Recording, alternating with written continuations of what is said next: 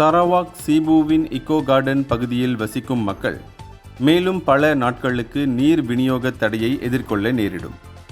ஏனெனில் சரவாக்கில் உள்ள Sarawak water சென்ட்ரியான் Berhad தனியார் நிறுவனம் நீர் தொட்டி அமைப்பை நிலைப்படுத்தி அதன் உயர்மட்ட நிலத்தடி நீர் தொட்டிகளை நிரப்பும் பணிகளில் தொடர்ந்து ஈடுபட்டு வருகிறது.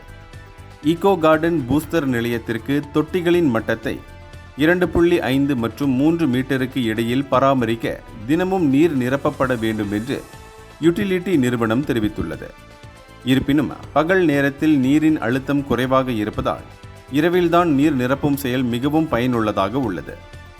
ஞாயிற்றுக்கிழமை நிலவரப்படி தற்காலிக மாற்று நடவடிக்கைகள் இருந்த போதிலும் உயர்மட்ட தொட்டியில் 0.6 மீட்டர் மற்றும் நிலத்தடி தொட்டியில் 1 மீட்டர் என நீர்மட்டம் தொடர்ந்து குறைவாகவே உள்ளது.